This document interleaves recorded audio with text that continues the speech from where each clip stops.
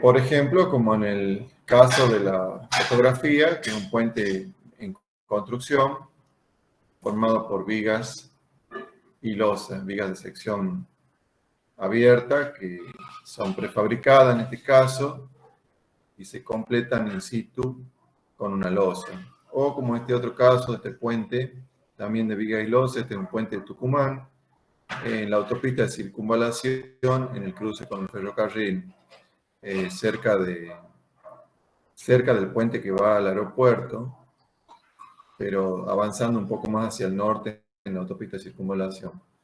Bueno, vamos a ver qué particularidades tiene la losa, cómo calcular esa losa del tablero, ya que recuerden que en el capítulo anterior hemos visto cargas, las cargas a considerar, y entre las cargas de uso tenemos cargas distribuidas, que el reglamento llamaba multitud compacta, pero también tenemos cargas de vehículos, que el reglamento vigente le llama planadora, y el próximo reglamento, próximo a aprobarse, trabaja directamente con camiones o tándem. Entonces esas cargas están estipulados los valores que se aplican sobre las ruedas, son cargas móviles, entonces hay que ver cómo hacemos para considerarla, cómo calcular la losa del tablero.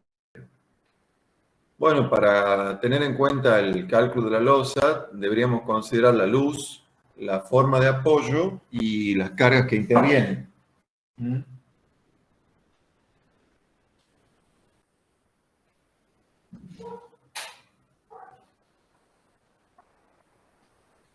En cuanto a la luz, nos referimos a la luz entre apoyos, o sea que en este caso serían las vigas. Estamos hablando de un tablero de puente formado por vigas y losa. La luz sería la distancia entre vigas. Pero podemos tener dos casos que lo consideremos como una losa apoyada en dos direcciones, en una dirección, o como una losa apoyada en dos direcciones. Y eso, como ustedes saben, al igual que en losas de edificio, que ya han visto en Hormigón 1, depende de la relación de lados. Si la losa se aproxima a una sección cuadrada o se aproxima a ello, se puede considerar que las dos direcciones trabajan de manera equilibrada, o sea, se puede considerar que es una losa, se la puede calcular como una losa apoyada en dos direcciones. En cambio, si hay una dirección en una longitud que es mucho mayor que la otra, en el rectángulo que queda formado por la losa, va a haber una dirección en la que la losa carga más que la otra, o reparte más las cargas en una dirección que en la otra, entonces vamos a estar hablando de losa apoyada en una sola dirección o en dos lados. En contrapartida, en el otro caso que mencionaba anteriormente, tenemos una losa apoyada en dos direcciones o en cuatro lados. ¿Sí? Bueno, supongamos que tenemos una losa como la de la primera figura, apoyada en dos lados. Entonces sería una losa de gran longitud. ¿Y dónde está el límite entre un caso y otro? Bueno, se considera que cuando la relación de luces es mayor que 2, mayor o menor que 2, limita un caso en el otro. O sea, si yo tengo una losa de 3 por 6, estaría en el caso límite. Si tengo una losa de 3 por 7, la considero apoyada en una sola dirección, una losa que trabaja en una sola dirección. En cambio, si tengo una losa de 3 por 5, podría considerarla como una losa que trabaja en las dos direcciones. ¿Sí? Bueno, nos concentremos en el primer caso, que la losa apoya trabaja en dos direcciones, en forma simplificada para el cálculo, ¿no? En realidad, la losa siempre va a trabajar en las dos direcciones, nada más que en mayor o menor medida en función de qué tanto se aleje de la relación de lados 1 a 1. Aún teniendo una relación de lado mayor de 1 a 2, la losa va a trabajar como quiera, en dos direcciones. Lo que pasa es que cuanto más se aleje de esa relación del uno a uno, menor va a ser la colaboración en la otra dirección, en la dirección menos cargada. Bueno, supongamos el caso de la figura, primera figura, tenemos una losa que, en que una dirección es preponderante respecto a la otra, o sea que la podemos considerar que trabaja en una sola dirección, ¿sí? Entonces, ¿cuál es el caso en qué dirección la losa transmite mayores esfuerzos? ¿En la dirección más corta o en la dirección más larga? La más corta. En la más corta, bien. Bien, en la más corta es donde transmite el mayor esfuerzo. Si alguien piensa lo contrario, que hable ahora. En la más corta va a transmitir mayor esfuerzo. ¿Lo ven claro todo por el porqué? ¿Por qué transmite mayor esfuerzo en la dirección más corta? En este caso serían las vigas pintadas de rojo. Las vigas pintadas de rojo van a recibir mucho más solicitación que las otras que no están pintadas. ¿A qué se debe eso?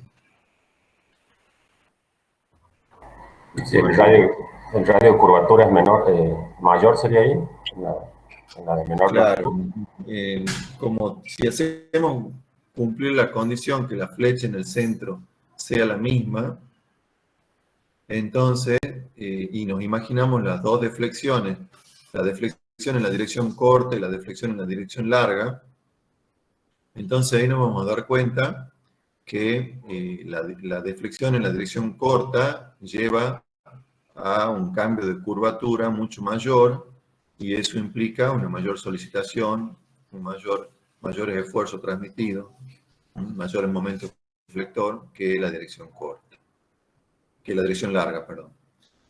Entonces, intuitivamente o con este razonamiento de igualación de flecha, podemos deducir que en la dirección corta es donde se transmiten los mayores esfuerzos. Bien. ¿Cómo hacemos para, como decía, tenemos que considerar la luz, la forma de apoyo y las cargas? ¿Cómo hacemos para calcular la losa? Podemos recurrir, o se recurría antes a tablas y diagramas, por ejemplo.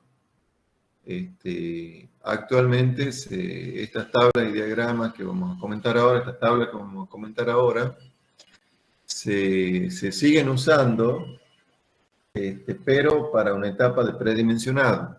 Con el uso de los programas computacionales ya resulta más conveniente, sobre todo en el dimensionado, usar un programa computacional para modelar el conjunto del puente, el tablero con sus vigas y sus condiciones de apoyo reales, y ubicar las cargas de los vehículos o de la multitud compacta, distribuidas según lo que digan los reglamentos correspondientes, en las posiciones más desfavorables, según lo que estemos buscando.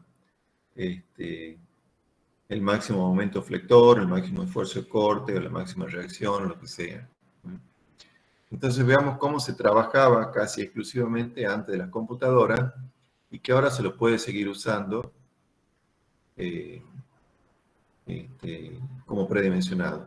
Recordemos con respecto a las cargas de uso que vamos a usar tanto la carga distribuida, multitud compacta, que le llama el reglamento vigente, y el vehículo especial. El vehículo especial, en el caso del reglamento vigente, el viejo reglamento del año 1952, es la llamada planadora que ven ustedes a la derecha, de 30 toneladas.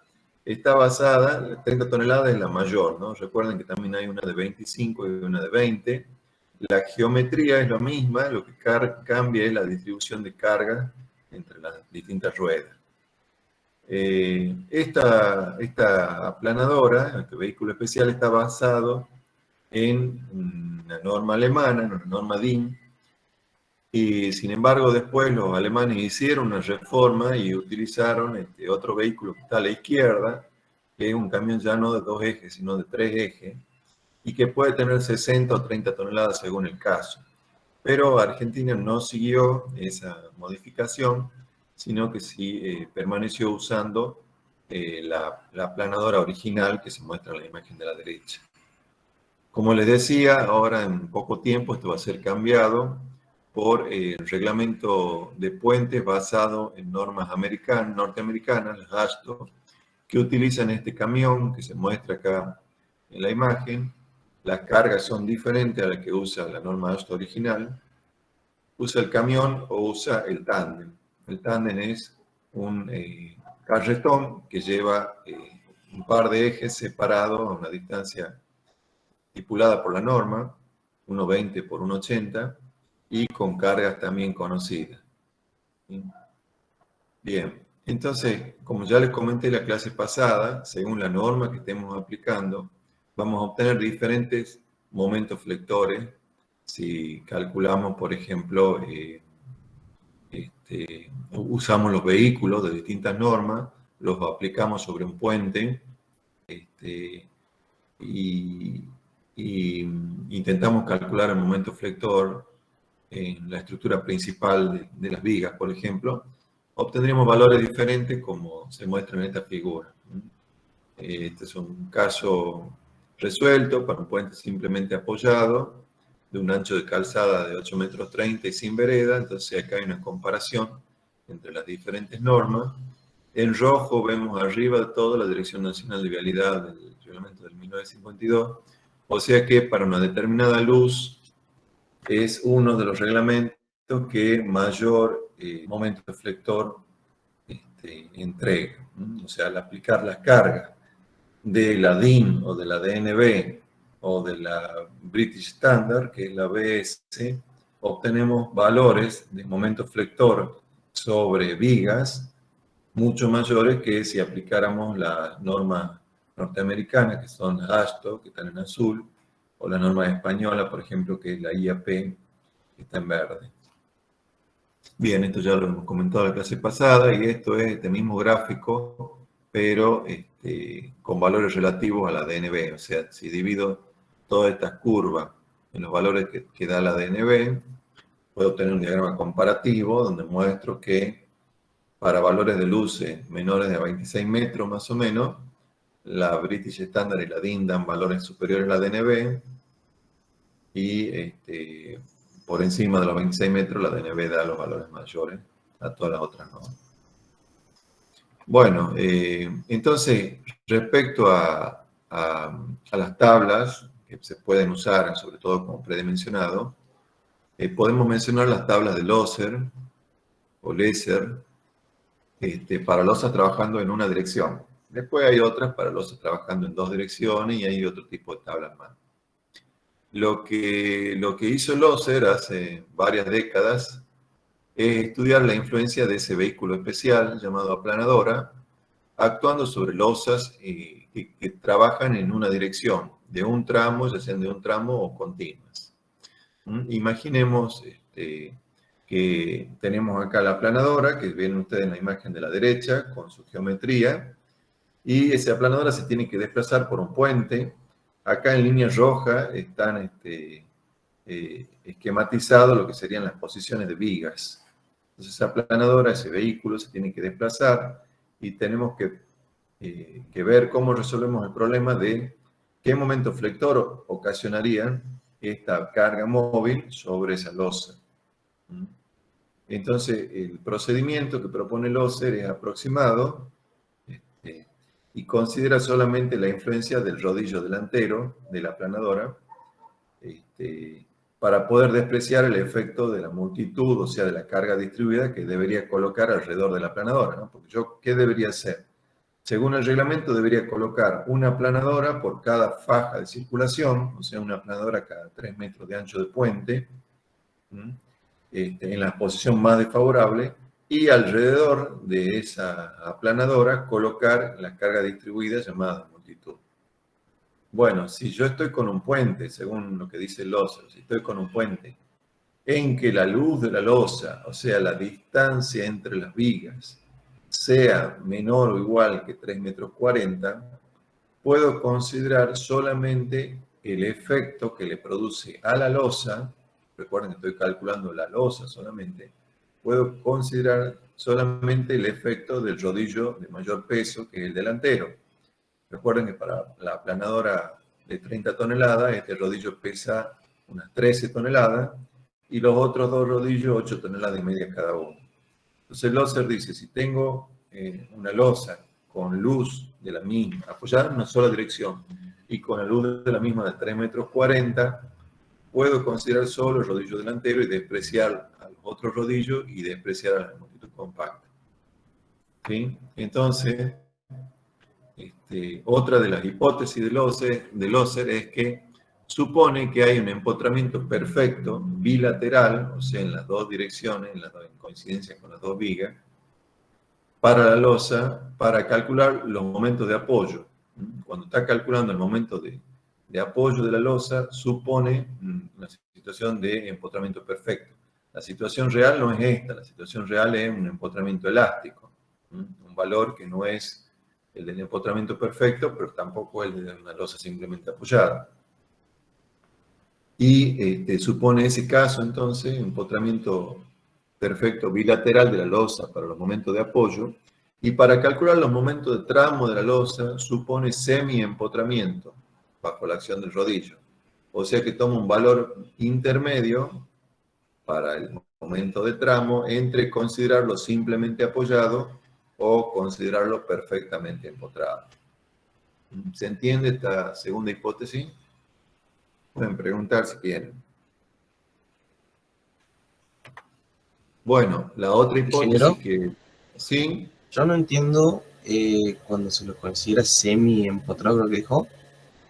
sí, No, semi-empotramiento, un valor cuando, intermedio, o sea, estamos calculando el momento de tramo.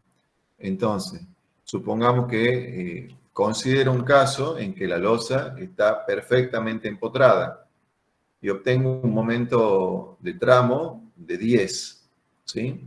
Después considero otro caso en que la losa está simplemente apoyada, ya no está empotrada. Entonces el momento de tramo que voy a obtener es mayor, ¿no es cierto? Sería 20, por ejemplo. Entonces el caso que considera es un promedio entre los dos, entre 10 y 20, considera 15. O sea que eso sería considerar un semi-empotramiento, una situación intermedia entre empotramiento total y simplemente apoyada para obtener el momento de tramo, ¿sí? En cambio, para el momento de apoyo, cuando está calculando el momento del valor el negativo, el momento de apoyo, supone directamente que la losa está perfectamente empotrada, con lo cual va a obtener un valor conservador, un valor más grande que el real, porque el valor real va a ser que la losa no está perfectamente empotrada, sino que tiene un empotramiento elástico, con lo cual el momento negativo, el momento de apoyo, va a ser seguramente un poco menor. ¿Entiende ahora? ¿Entiende un poco mejor? sí, gracias. Bien, nada. Entonces la otra hipótesis que toma es, dice que la simplificación anterior es aplicable solo si las vigas longitudinales que sirven de apoyo a la losa, o sea, serían las vigas negras, en nuestro caso de esta figura, se encuentran suficientemente arriostradas por vigas en dirección transversal, o sea que serían las vigas marcadas acá con rojo, línea de trazo. Eso es lo que dice Loser, no aclara a qué se refiere con suficientemente arriostrada. En nuestro ambiente del cálculo de estructuras, se supone que para que una losa esté suficientemente arriostrada, debería tener por lo menos vigas transversales en los extremos y convenientemente vigas en los tercios. O sea, con tener vigas en los tercios y vigas en los extremos, podemos suponer que las vigas están suficientemente arriostradas. ¿Y esto qué garantiza? Garantiza que va a haber un trabajo más o menos uniforme entre las distintas vigas longitudinales. Porque si yo no las vinculo a las vigas longitudinales a través de vigas transversales, sino que tienen una vinculación débil, como sería estar unidas solo por un tablero y por un tablero de pequeño espesor, Bueno, cuando yo coloque la carga, una aplanadora, sobre una zona del tablero, van a trabajar mucho más las vigas cercanas a la zona cargada y van a trabajar muy poco las vigas alejadas de la zona cargada. ¿Sí? Entonces, una de las condiciones que pone el OSER para que sea válida estas tablas que él propone es también esta, que haya suficientes vigas transversales que permitan arrastrar a las vigas longitudinales. Entonces, con esa hipótesis la repasemos. Pedía que la luz de la losa se limite a 340 para solo considerar el rodillo delantero. Dos formas de obtener los momentos: para el de apoyo, empotramiento perfecto; para el de tramo, semi-empotramiento; y vigas longitudinales arrastradas por vigas transversales. Bajo esas hipótesis, y también dice que esto va a servir, esta tabla que él propone va a servir para calcular la influencia del rodillo, o sea, de la carga útil, nada más. Que luego la influencia de las otras cargas, como la carga permanente, peso propio de la losa, carga de la carpeta, etc., se tiene que resolver por separado con cualquier otro método exacto que contemple la continuidad de las losas. Por ejemplo, como simplificación, propone considerar los tramos de losa como perfectamente empotrados y utilizar algunas tablas como las que se muestran en esta imagen. Entonces, el método de Loser que propone es solamente para tener en cuenta la influencia del rodillo de la aplanadora, pero no tiene en cuenta el momento flector u otro tipo de solicitaciones que produzcan las cargas permanentes, las cuales hay que considerarlas por separado y después sumarlas. Entonces, por lo general, el rodillo, el razonamiento de Loser, considera que el rodillo se mueve perpendicularmente a la luz de la losa. O sea, si miramos esta losa, en la parte de arriba del dibujo hay un corte, donde vemos las vigas longitudinales, y vemos la losa que apoya en esa viga longitudinal. Acá está marcada la luz L entre ejes de viga. Y en la parte de abajo del dibujo vemos una vista de planta, donde tendríamos a las dos vigas longitudinales y el rodillo desplazándose en la dirección de las vigas longitudinales, o sea, perpendicular a la luz de la losa. Entonces, acá hay que plantearse cuál es el ancho, dos problemas que plantea acá Loser: cuál es el ancho de influencia, el ancho de actuación de la carga. Bueno, la carga tiene un ancho conocido, un ancho propuesto por la norma de 1,20 m, pero eso sería sobre la superficie de rodamiento. Ese ancho hay que llevarlo a un plano inferior, que podría ser el eje de la losa.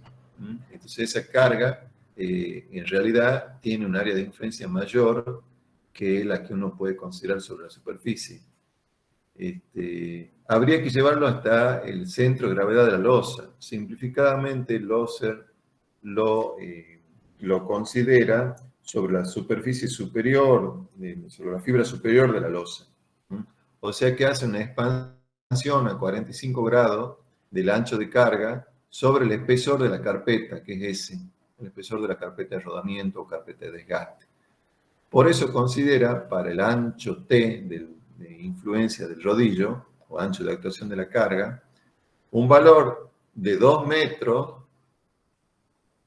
más un valor que se llama 2m, que es 1, como si el ancho del rodillo fuera 1, aunque el rodillo nuestro no es 1, el de la DNM, sino es 1,20. 1 metro más 2s, donde s es como decía, el espesor del tablero. Eso es equivalente a decir: proyecto la carga a 45 grados en el espesor de la carpeta de rodamiento hasta llegar a la fibra superior del losa. Como les digo, yo podría considerar también acá una proyección que llegue hasta el centro de gravedad de la losa, con lo cual acá tendría que sumar más 2 espesor de la losa sobre 2. Al no considerar eso, estoy tomando un ancho menor de actuación de la carga, estoy del lado de la seguridad. Lo mismo también, esas son las acotaciones que están acá en estas notas. Loser no incluye la mitad del espesor de la losa, como generalmente se estila en otras propuestas. Solo hace esta distribución en el espesor de la carpeta. Además, el rodillo que adopta Loser posee un ancho de 1 metro, que es lo que figura acá. En tanto que el rodillo de la base de la DNB tiene un ancho, como vemos acá en esta planta que está a un costado, de 1,20 m. Esta diferencia no es importante y en todo caso está del lado de la seguridad también. Entonces, esas consideraciones son respecto al ancho de actuación de la carga, que el oso llama T, y hay otra consideración que hace que es respecto al ancho colaborante de la losa. O sea, imagínense ustedes una carga que se va desplazando, que es la impronta de este rodillo. Entonces, uno tiene que decir, bueno, esto lo puedo calcular como una viga, ¿sí? Pero como una viga ¿de qué ancho? Esta losa la puedo calcular como una viga, pero una viga ¿de qué ancho? Y bueno, una viga de un ancho colaborante B. ¿Y cuánto es ese ancho colaborante? O sea, ¿qué parte de la losa puedo suponer que trabaja en la absorción del momento que produzca este rodillo? No es lo mismo que yo considere simplemente el ancho de la carga, a que considere un ancho mucho mayor, o que considere toda la luz de la viga. Entonces, ¿qué es lo que propone el OSE? Que el ancho colaborante de la losa sea 0,67, o sea, 2/3 de la luz. Si la luz es menor de 3,15, 3,15 m más 3S. S, recordemos que es el espesor del tablero. O que valga un valor fijo 2,10 m más 2S, si la luz es mayor de ese valor. ¿Sí? Entonces lo que hace es decir, bueno, ¿cuánto es el ancho que yo puedo considerar de la losa como colaborante, de forma simplificada? Esto en realidad, si ustedes lo hicieran con métodos numéricos o con métodos experimentales, verían que el ancho de losa que colabora responde a una curva. Tiene un valor variable que va a ser un máximo en coincidencia con cercanía de la carga y va a ir disminuyendo al alejarnos de la carga. Bueno, eso se puede asimilar o simplificar de esta manera, diciendo que hay un ancho colaborante reducido, más o menos 2/3 de la luz de la losa. ¿Quieren preguntar algo? ¿O vamos bien hasta ahora? Seguimos. Ingeniero, una pregunta. Sí. Ahí donde dice ancho de actuación de carga, el T igual a 2M. ¿Qué sería el M? Arriba, ¿no? 2M no, en M es una... no tiene importancia, es una letra que usa para considerar sería la mitad, sería una cuestión geométrica, que no es metro, no se Bien, bien. confunda con 2. Bien, gracias. Sí. Entonces, con esa hipótesis hace esta tabla. Fíjense, esta tabla está hecha para un peso de rodillo delantero de 13 toneladas. O sea que si ustedes emplean la aplanadora A30, sirve esta tabla. Si emplean la A25 o la A20, habría que hacer una corrección, una interpolación lineal. Vale para el peso de rodillo delantero de 13 toneladas, pero en este caso esta tabla ya está multiplicada por el coeficiente de mayoración de 1,4, coeficiente dinámico que decía la norma que había que tomar, y está multiplicada también por un coeficiente de minoración de 0,8 que admitía la norma que se podía tomar para calcular losas solidarias a las vigas. Eso hemos visto en la clase pasada, cuando hablábamos de las cargas a considerar, los coeficientes de mayoración y minoración. Entonces el 1,4 es un coeficiente dinámico, tener en cuenta efecto dinámico, y el 0,8 una reducción para el caso de losas que trabajan solidariamente con vigas. Entonces esta tabla está hecha para valores del rodillo que consideren todo esto, ¿sí? Si trabajan con otra aplanadora o con una losa que no sea solidaria con las vigas, entonces habría que modificar estos valores. Entonces fíjense, en la primera columna dice S. ese, recordemos, era el espesor del tablero. Entonces da tres casos, 4 centímetros, 12 y 20. Para valores intermedios habría que interpolar. La segunda columna dice L, que es la luz de la losa, distancia entre ejes de viga. Entonces vale entre 1,40, 1,60, 1,80, de 20 centímetros en 20, hasta 3,40. Recuerden que la primera hipótesis de Losser era que este método es válido para luces menores o iguales a 3,40 metros. Entonces, luego aparece una columna que no la vamos a usar, que es solo indicativa, donde dice B. B, recuerden que era el ancho colaborante, que parte de la losa colabora. Y los valores que aparecen en esa tabla responden a estas condiciones, según estemos en un caso de luz o en otro. O sea, que para luces menores de 3 metros 15 más 3S toma 0,67 dL, y si ustedes se fijan, este valor es siempre 2/3 de la luz hasta los 3 metros 20 por ahí. Bueno, luego aparecen 4 valores de momento. La columna 4 tiene un M0, que es el momento isostático de tramo, o sea, el que se obtendría si la losa fuera simplemente apoyada. ¿Sí? El X es el momento de empotramiento perfecto si la losa fuera bien empotrada, o sea, el momento en el apoyo si la losa fuera bien empotrada. Por eso fíjense que tiene un signo menos. Y luego aparecen dos momentos de tramo hiperestático. El primero es el momento hiperestático de tramo externo y el segundo el momento hiperestático de tramo interno. ¿Qué quiere decir esto? Imagínense que tenemos una losa como esta. Y nosotros hacemos un corte por acá y estamos analizando por el medio, estamos analizando la losa. ¿Sí? Esta losa se va a comportar como si fuera una viga continua, formada por 3 tramos. Yo tengo un tramo externo, un tramo interno y un tramo externo. Los momentos de tramo externo, los momentos de tramo externo y los momentos de tramo interno no son iguales. Suponiendo que las luces sean iguales, o sea que la distancia entre vigas sean iguales, ¿cuál momento creen ustedes que va a ser mayor?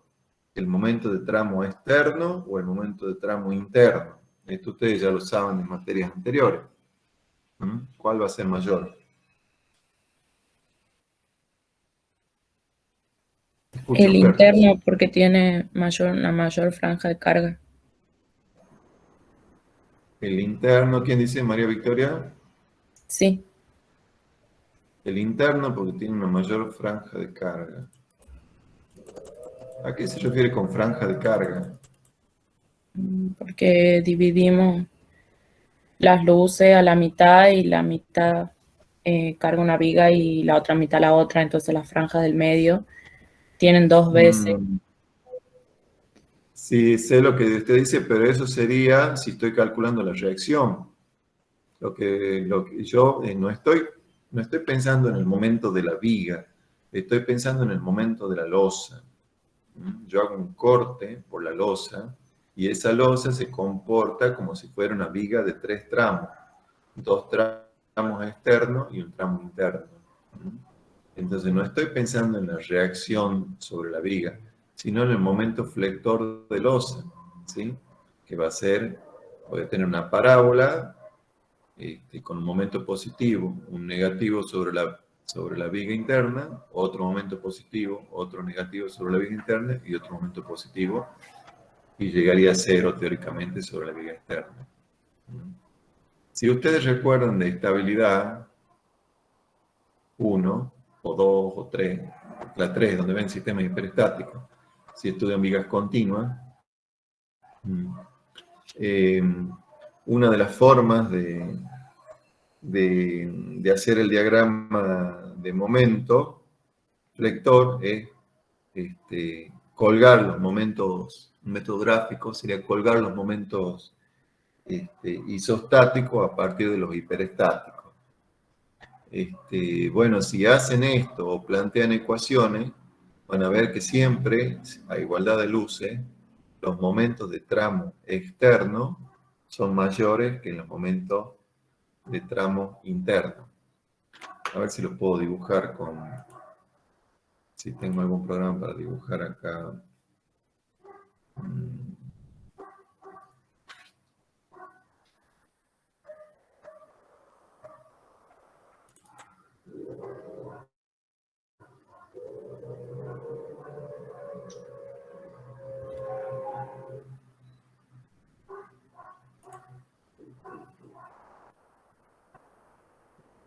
Esperen un momento, ¿no? Ya voy a abrir AutoCAD.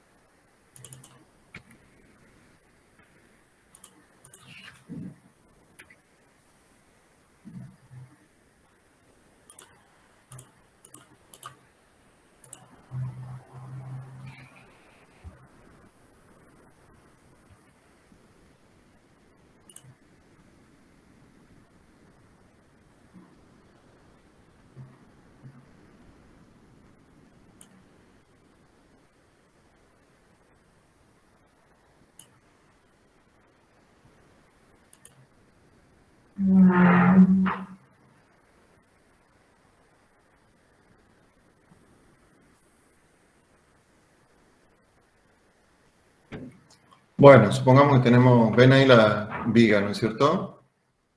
Esta viga representaría a esta losa, ¿sí? Esta losa que vemos acá en planta. Yo le hago un corte, entonces ¿cuántos apoyos encuentro? 1, 2, 3, 4. Son estos 4 apoyos. Esta es la losa, ¿sí? Entonces calculo los momentos de apoyo, que son momentos negativos. Si estoy trabajando con Loser, los podría sacar de la tabla. He comentado que Loser nos da acá el X, que es el momento negativo. Entonces, ¿qué quiere decir? Que yo tendría que colocar acá los momentos negativos, por ejemplo. Aquí. ¿Sí?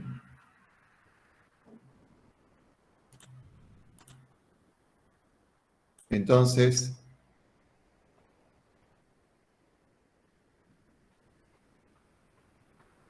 Lo que tendría que hacer ahora es agregar los momentos isostáticos. Entonces hay un método gráfico que lo que hace es colgar el momento isostático y cuánto vale el momento isostático. Si tuviera una carga uniformemente distribuida, por ejemplo la de peso propio, el momento isostático vale Q por L cuadrado sobre 8. ¿Sí? Entonces yo lo que tengo que hacer, según estos métodos gráficos, es colgar ese valor más o menos por acá, y ese mismo valor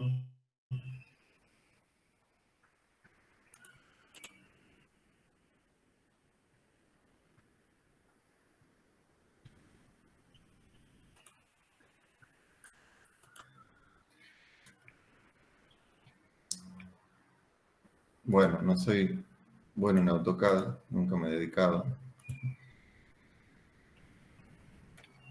Vamos a hacerlo así nomás. Supongamos que los tres tramos son iguales, cosa que no los he hecho exactamente iguales. Pero bueno, tendría que colgar el valor del momento isostático, que si los tres vanos tienen la misma luz, ese valor acá en rojo es el mismo, ¿sí? Bien.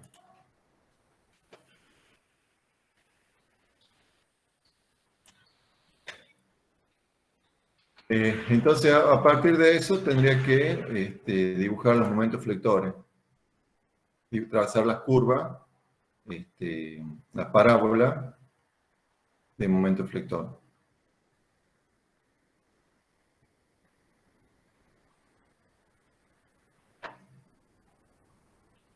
Entonces yo lo voy a dibujar así nomás con una curva.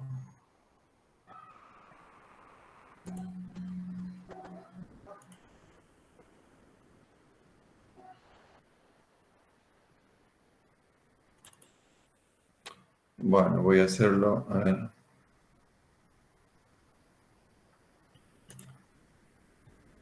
Voy a hacerlo como una poligonal.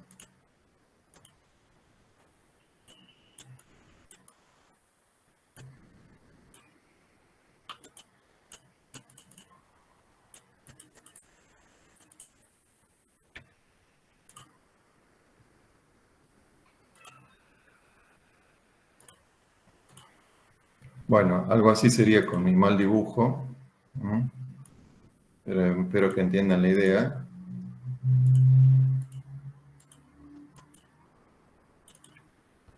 ¿Sí? Entonces, ¿cuál es el momento flector? Es el máximo momento flector, acá me está dando un positivo, un tramo externo, y en tramo interno me está quedando un negativo, ¿no? Si estas líneas rojas fueran más grandes, me hubiera quedado, qué sé yo, otro diagrama.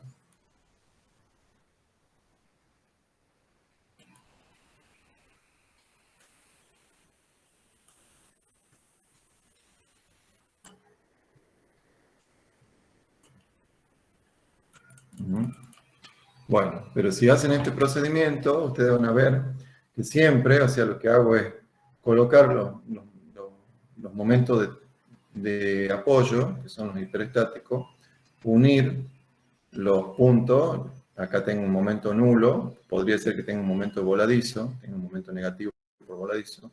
Unir los puntos de momento de apoyo y a partir de los puntos medios de momento de apoyo colgar los momentos isostáticos. Vamos a borrar esta.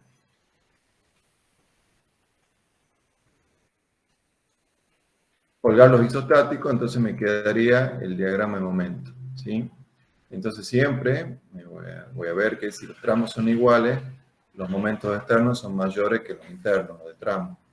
Por eso, en muchos puentes van a ver que lo que se hace para compensar esto es que los tramos externos sean más cortos que los tramos internos, de tal manera que estos momentos externos se parezcan a los momentos internos. ¿sí? Por eso volvamos ahora a Loser. Por eso Loser, fíjense que acá trabaja con dos momentos, el ME, que es el de la columna 6, que es el momento hiperestático tramo externo, y el MI, que es la columna 7, que es el momento hiperestático tramo interno. Siempre el del tramo externo es más grande. Fíjense, 2,87, por ejemplo, contra 2,7. 3,02 contra 2,85.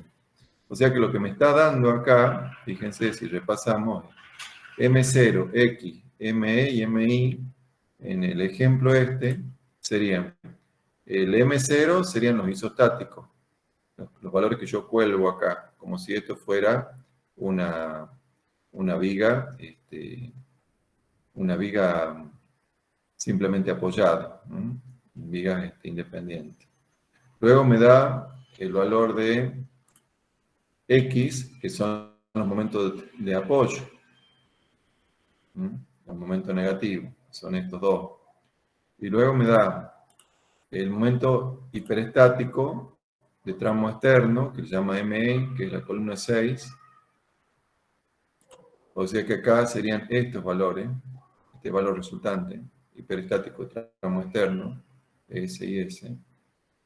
Y luego me da el hiperestático de tramo interno, que es la columna 7, que sería este valor más chiquito. ¿Sí? ¿Preguntas? ¿No hay preguntas? Bueno. Y el último valor que me da es C. C es un factor para calcular la armadura de reparto. O sea, lo que yo estoy por calcular con este momento es la armadura principal, la que va en la dirección principal de la losa, o sea, la que va en la dirección perpendicular al rodillo, ¿no? Pero después tengo una armadura de reparto en la dirección larga, y esa la tomo como una fracción de la principal. O sea que la armadura secundaria es un valor C, que fíjense que vale entre 0,15 más o menos y 0,30, C por la armadura principal. O sea que entre un 15 y un 30% de la armadura principal en la secundaria.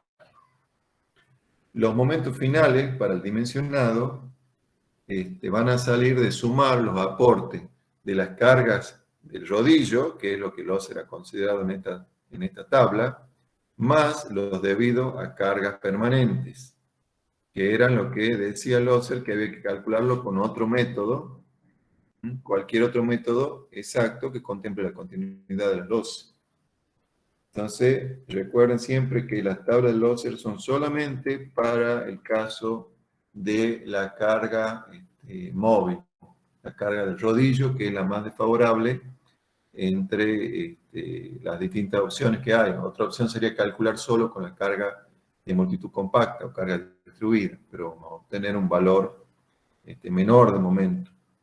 Otra opción sería calcular solo con los rodillos posteriores, pero vamos a obtener un valor menor. Entonces, el valor más desfavorable, siempre que la losa no sobrepase los 340 de luz, va a ser, como dice Loser, la consideración de solamente el rodillo delantero. Entonces, a eso le tenemos que sumar la influencia de el momento que produce las cargas permanentes. Bueno, y acá hay una forma de considerar, de obtener el valor de momento en puntos intermedios. No tiene mayor importancia.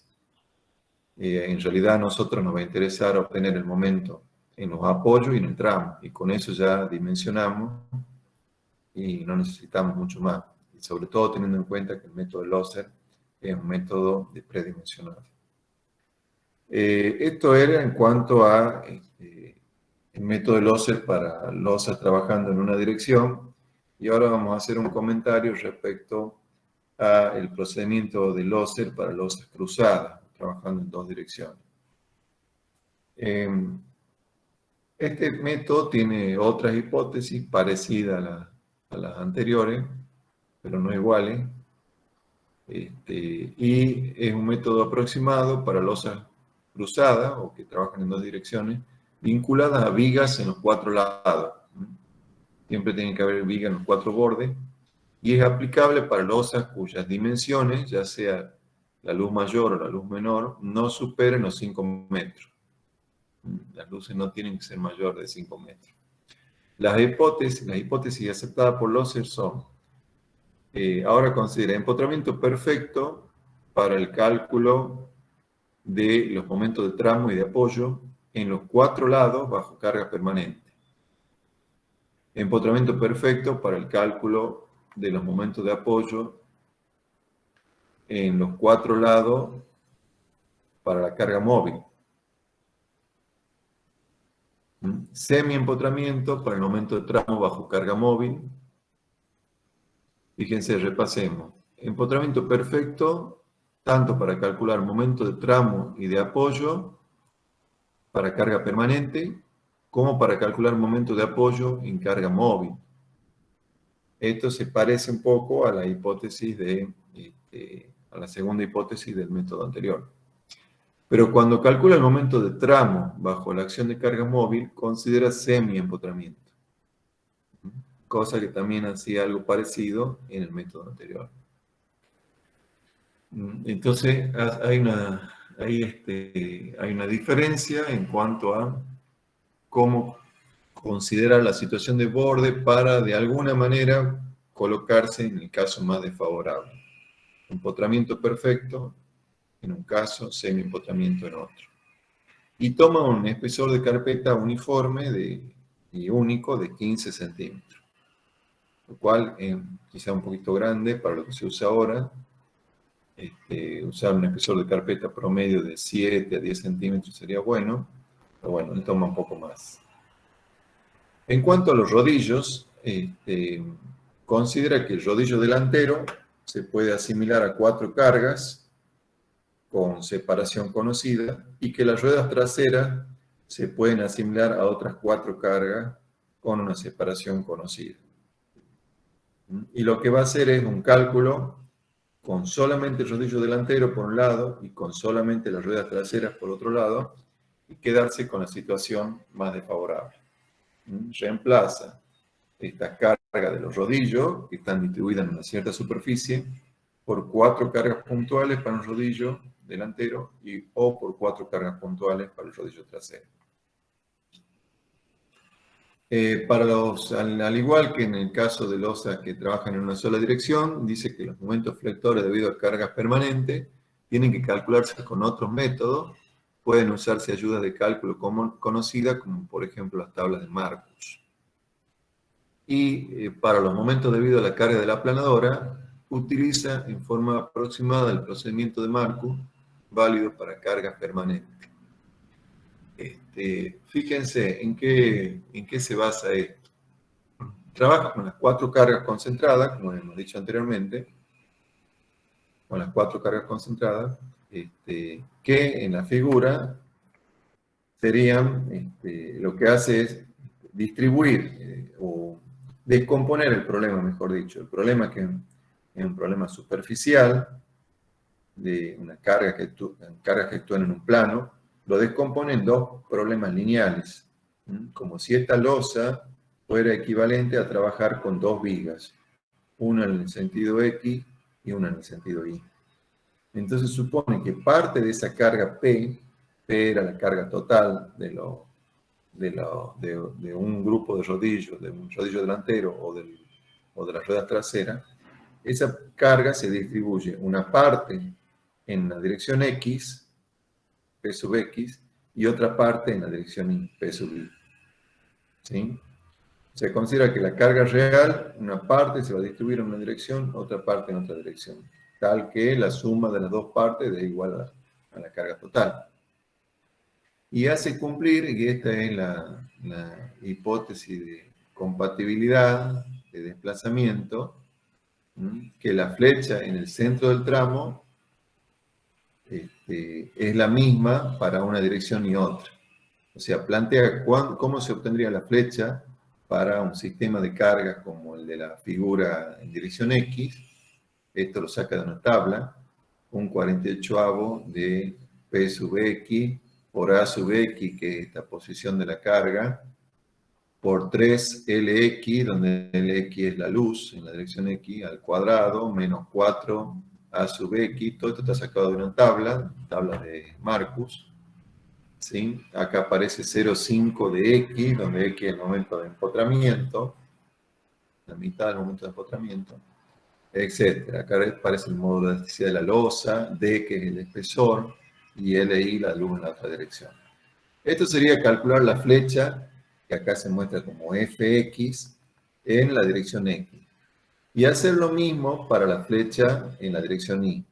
Bueno, acá se ha reemplazado el momento de empotramiento perfecto, que se puede obtener también de tabla, como 0,5 de P sub X por estos valores geométricos. ¿Sí? Reemplazando, nos queda esta expresión simplificada para la flecha en la dirección X, y si hacemos lo mismo para la flecha en la dirección Y, obtendríamos otro valor, como que se muestra acá, otra ecuación. Y la condición, como les decía recién, la condición importante es plantear la compatibilidad de desplazamiento. O sea que la flecha en dirección X y la flecha en dirección Y tienen que ser la misma. ¿Por qué? Porque la flecha en dirección X y la flecha en dirección Y es la flecha en el medio y tiene que ser un valor único. Entonces esa es la condición clave, la condición de compatibilidad geométrica, que las dos flechas son iguales.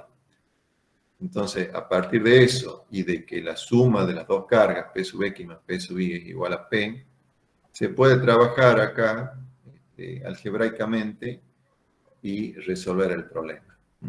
Se puede obtener los valores de las reacciones totales en los bordes, la reacción total que se llama B sub X o B sub Y en los bordes, y los momentos totales X e Y, que son los momentos en los apoyos. Y luego considera una distribución de reacciones, asume una hipótesis de que esa reacción B sub X o B sub Y, que era la reacción total, dice, bueno, ¿cómo se distribuye esa reacción en un borde? La realidad es que esta distribución va a responder a una curva, seguramente, en una dirección y una curva en la otra dirección. Pero él asume una distribución simplificada, que es que cuando el rodillo se mueve paralelo a LI, el rodillo se mueve paralelo a LI, donde LI es mayor que LX, en estas dos figuras suponemos que LI es mayor que LX, o sea, el rodillo se mueve en la dirección más larga, supone que en la dirección más larga tengo un triángulo de distribución de reacciones, cuya base es LX, y en la otra dirección, en la dirección corta, la reacción se distribuye como un trapecio, con un valor, con un ancho de la base superior de valor mx, determinado también en estas ecuaciones. Bien. Y algo similar cuando el rodillo se desplaza paralelo a la luz menor. En este caso, el rodillo se desplaza en esta dirección, en la dirección horizontal de la figura, paralelo a la luz LX, que es la luz menor. Entonces, en la dirección de desplazamiento supone un triángulo y en la dirección perpendicular supone un trapecio. Un trapecio que no tiene todo el ancho, sino tiene como base mayor el valor de LX. Bueno, eso es para ver cómo se distribuyen las reacciones en los bordes. Y luego hace también un planteo para ver qué pasa con los momentos totales Rx y Ri, que se pueden obtener en base a este planteo, se pueden obtener los momentos haciendo un corte en la dirección 1, 1, esta es la losa, esta es la mitad izquierda de la losa, digamos, acá se ha hecho un corte por el medio, y lo que hace es tomar momento tomar momento respecto a esa sección 1.1 y obtener cuánto valdrían los momentos totales Rx y Ri. Acá hay unos valores geométricos estipulados. Y luego ver cómo se distribuyen esos momentos totales en el apoyo, y considera también un coeficiente de torsión. Bien, esto a grandes rasgos de la distribución de los momentos. A grandes rasgos es lo que trata el método. Después lo van a ver en la práctica. Para la distribución de los momentos supone también una distribución triangular en una dirección trapezial en la otra, y no se queda con los valores máximos de esa distribución triangular, sino que toma valores algo menores. O sea que él corta y convierte ese triángulo también en un valor, en un trapecio, toma un valor máximo que no es el vértice del triángulo. Bien. Entonces, el resumen del cálculo, que como les digo, después lo van a ver en la práctica, lo que hace el procedimiento es fijar las distancias entre las 4 cargas concentradas, o sea, pasar de las cargas del rodillo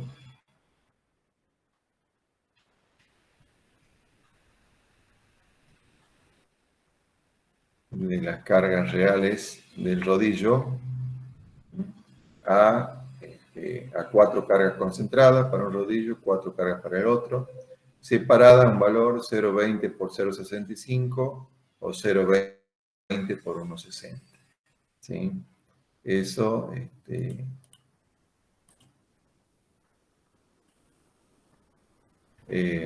luego lo que hace es fija la carga total. Para el rodillo delantero teníamos 13 toneladas, que es para la planadora 30, por 1,40, que era el coeficiente dinámico, por 0,80 la reducción por losa vinculada a la viga, nos da un valor de 14,56. Mientras que para las ruedas traseras tendríamos 2 ruedas traseras de 8,5 toneladas cada una para la planadora 30, por los mismos coeficientes, 1,40 y 0,80, nos daría 19,04. Y eso lo tienen que dividir en 4, según estemos considerando uno de los rodillos, el delantero, o las 2 ruedas traseras. Como les decía, vamos a hacer los cálculos por separado. Bueno, y después siguen obtener unos valores auxiliares,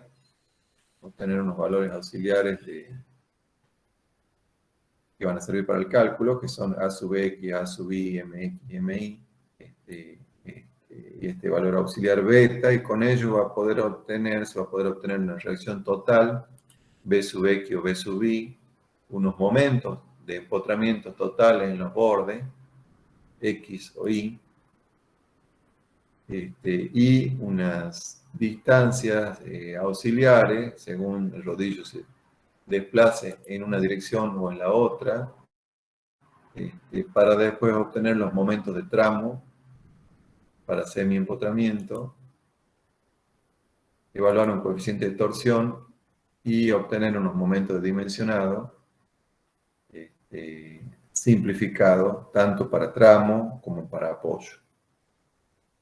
Bueno, ese es simplificadamente el método. Como ya comentaba anteriormente, el cálculo hay que realizarlo 2 veces, una vez para el rodillo delantero, otra vez para las ruedas traseras, y tomar el valor más desfavorable de los dos.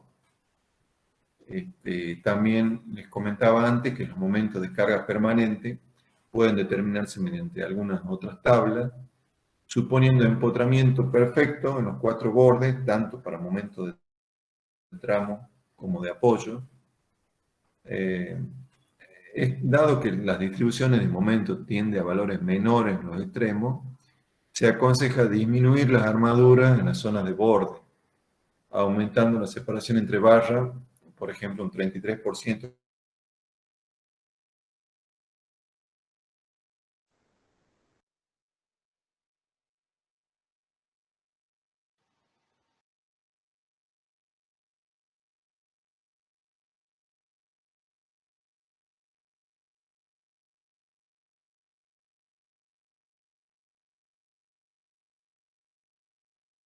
Cuando llegue al apoyo, no es necesario que llegue con esa totalidad de armadura, sino que puedo llegar con algo menos de armadura, aumentando la separación. En vez de usar phi del 12 cada 15, podré usar phi del 12 cada 20, por ejemplo, o algo así. O estudiar cómo trabajar con las armaduras para no tener la misma densidad de armadura inferior, o sea, armadura de tramo, en la zona de borde que en la zona central. A eso se refiere. Lo mismo que en una viga. En una viga, en el momento, la armadura de fibra inferior, por ejemplo, si ustedes tienen 5 phi del 20 en el centro de una viga simplemente apoyada, capaz que no necesitan llegar con los 5 phi del 20 hasta el apoyo, sino que llegan con 3, por ejemplo. En ese caso se refiere a lo mismo. Además, no se requieren, dice acá esta otra nota, armaduras especiales para absorber las torsiones en la esquina, toda vez que se ha supuesto vinculación monolítica de la losa con las vigas de borde. Las armaduras especiales de torsión eran unas armaduras en diagonal que se colocaban a veces en las losas, posiblemente ustedes lo han visto en elasticidad o estabilidad 4.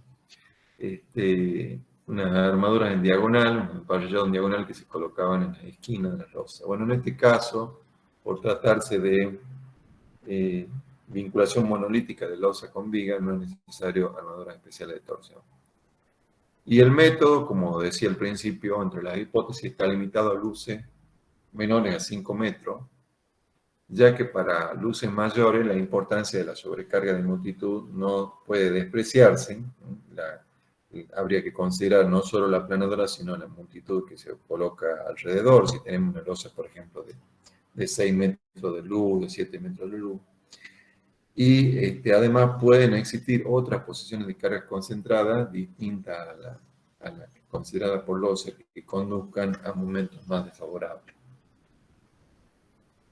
Bueno, eso en cuanto al método LOCE para losas en 2 direcciones. Como ven, ya el procedimiento se complica, no es tan sencillo como el de losas apoyadas en una sola dirección. De losas apoyadas en una sola dirección, el uso de esta tabla es muy rápido, es muy fácil. En cambio, para losas apoyadas en 2 direcciones ya se complica, hay que calcular varios valores auxiliares, supone distribuciones. Entonces, en mi opinión, ya no es útil. Yo prefiero directamente modelar con un programa.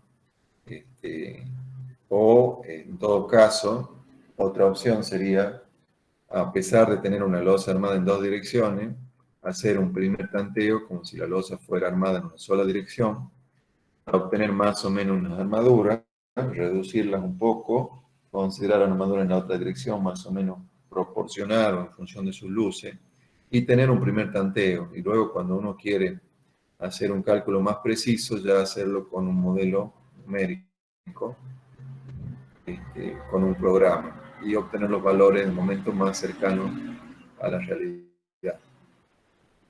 Bien. Otro método más sencillo es usar las tablas de Westergaard, pero está limitado también a tableros de puente simplemente apoyado. No usa el mismo vehículo que la norma argentina, sino que usa este vehículo que están observando acá esquematizado, que es el camión de 3 ejes de 60 o 30 toneladas de la DIN. O sea que no, si bien se lo menciona en un libro clásico,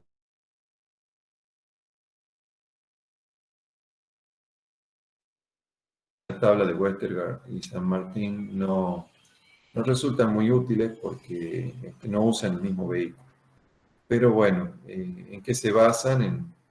En considerar 2 espesores de carpeta, una distancia entre ruedas en el sentido de la luz de 2 metros, que es lo que está marcado acá, una distancia entre ruedas en el sentido longitudinal de 1,5 metros, si es otro vehículo, el diámetro del círculo de contacto de las cargas de rueda, el valor C, considera un círculo acá de contacto, un espesor de losa entre 12 y 30 centímetros, y una carga de cada rueda, considerando 3 ruedas, 30 dividido en 6 por los dos coeficientes 1.4 y 0.8, da 5,6 toneladas por rueda. Entonces, con esa hipótesis y para un espesor de carpeta de 6 centímetros o para un espesor de carpeta de 15 centímetros, hace esta tabla, donde podemos entrar con la luz a la izquierda, entre unos 55 metros, para distintos valores de D, que es el espesor de la losa, entre 12 y 30 centímetros, 12, 15, 18, 20, 25 y 30, y nos da dos valores. El valor superior es MX y el valor inferior es MI. Son losas simplemente apoyadas, pero que trabajan en dos direcciones. No son losas continuas, son simplemente apoyadas, pero en dos direcciones. Entonces, esas son las tablas de Westergaard y San Martín Quiroga. Luego hay otras tablas que son conocidas como tablas de Rasch, en donde ya el procedimiento se complica y no vale la pena utilizarlas porque siguen siendo tablas de predimensionado, pero su uso es mucho más complejo, por lo cual no aconsejamos emplearlas. Otra opción es emplear programas computacionales, como acá se esquematiza en esta imagen, basado en la mayoría de los programas en el método de elementos finitos. Entonces acá uno tiene que modelar las distintas partes de la estructura, tablero, viga, zonas de apoyo, estribo, pila, y colocar las cargas en las posiciones adecuadas y obtendría como resultado diagramas, como se esquematizan acá, diagramas de colores, que estarán identificando distintos valores de momento flector, por ejemplo. En este caso es un programa en el que se ha usado elementos tipo placa o tipo shell para representar tanto la losa como las vigas y como los estribos. También se puede usar, como vamos a ver más adelante, una combinación de elementos tipo placa con elementos tipo barras. ¿Sí? Pero en estos casos se han usado todos elementos de placa, entonces por medio de colores uno puede identificar rápidamente las zonas más solicitadas para un determinado estado de cargas. Bien, eso era lo que quería que hablemos, que explicarles hoy. Si tienen alguna pregunta, pueden hacerla. Y si no, ya nos vemos en la próxima clase. A ver, vamos a disminuir esto.